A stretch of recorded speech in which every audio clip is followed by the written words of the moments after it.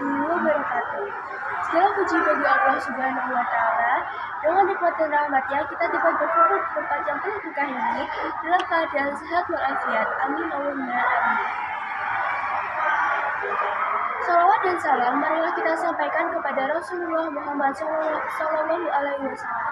Sosok teladan kita dalam menjalani hidup yang diridhai Allah, juga kepada keluarganya, sahabatnya, dan para pengikutnya hingga akhir zaman.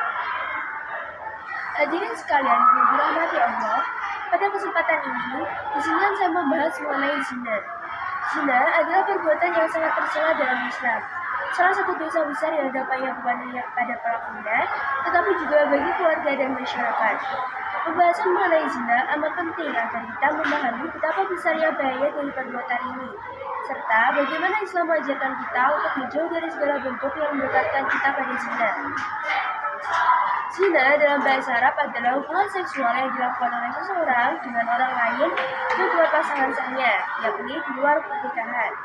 Dalam syariat Islam, zina adalah perbuatan haram, dan kita diwajibkan untuk menghindari perbuatan yang dapat mendekatkan diri kita pada zina.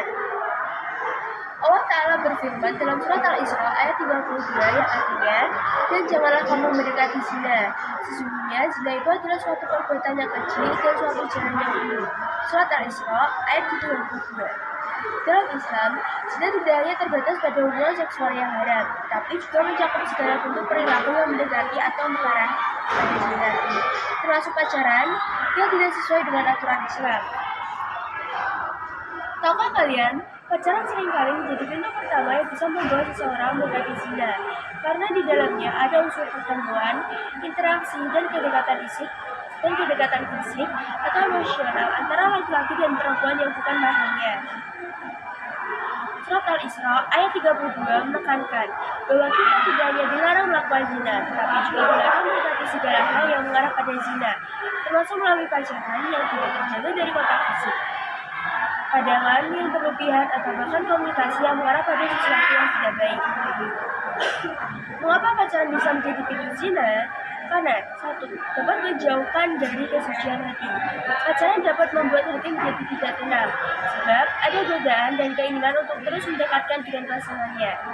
Ketika hati sudah terisi dengan perasaan semacam ini, iman bisa menjadi lemah dan akan lebih mudah tergoda melakukan hal-hal yang melampaui batas. Yang kedua, memicu perilaku yang mendekati zina. Dalam pacaran, seringkali terjadi kontak fisik, seperti berpegangan tangan, berpelukan, atau bahkan ciuman.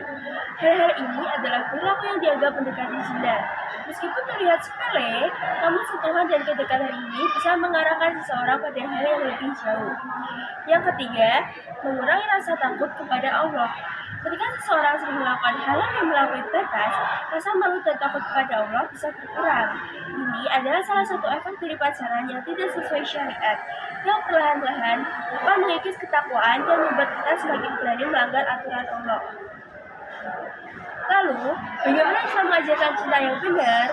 Islam memahami bahwa rasa cinta adalah fitrah manusia, namun harus disalurkan dengan cara yang benar, yaitu melalui pernikahan. Allah Subhanahu wa Ta'ala telah menyediakan jalan halal agar cinta dan kasih sayang bisa diungkapkan dengan penuh tanggung jawab, yang melindungi kehormatan dan keimanan kita. Bagi mereka yang ingin menjalin hubungan, Islam menganjurkan agar hubungan tersebut dilakukan secara Islami, misalnya dengan ta'aruf. Ta'aruf yakni proses perkenalan yang melibatkan keluarga atau wali dengan niat yang tulus untuk menuju pernikahan. Ada alasan mengapa zina begitu dilarang dan berbahaya. Yang pertama, dapat melanggar kesucian jiwa dan raga.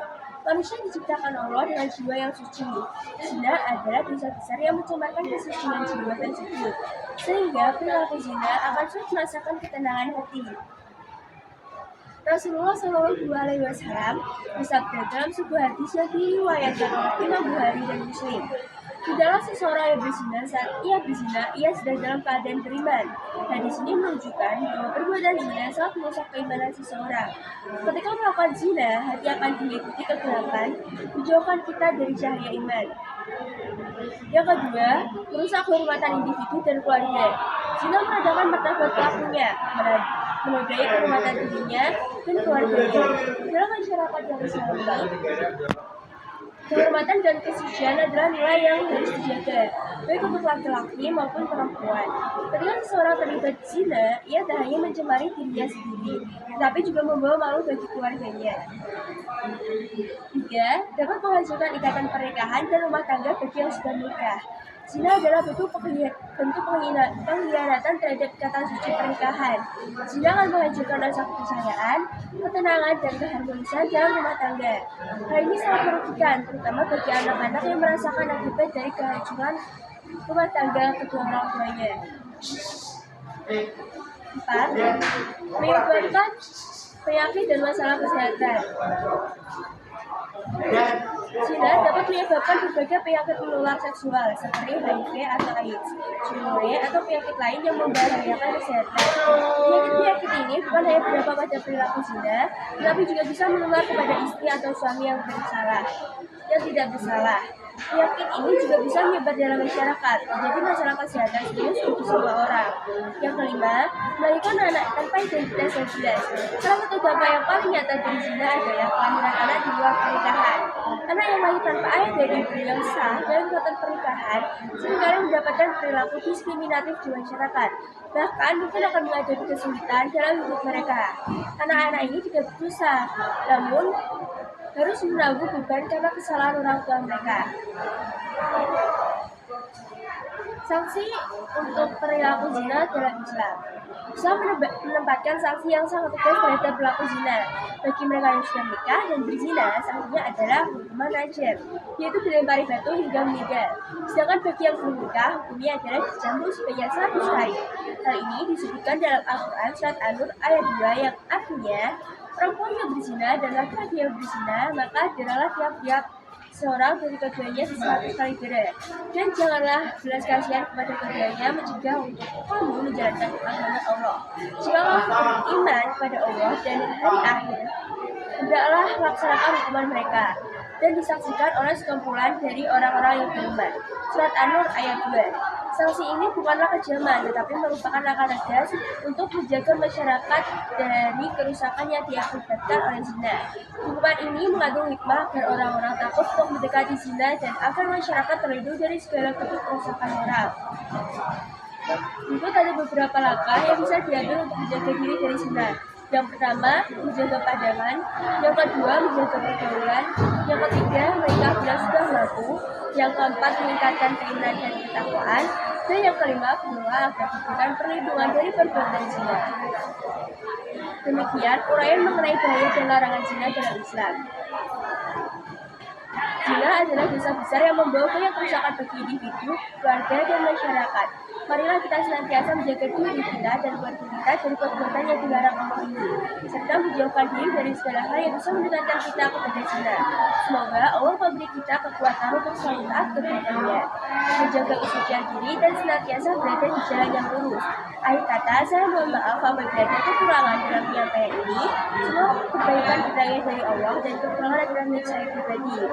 Saya Evita Yusita Fatul, absen 12 dari kelas 11 1. Izin pamit undur diri. Wassalamualaikum warahmatullahi wabarakatuh.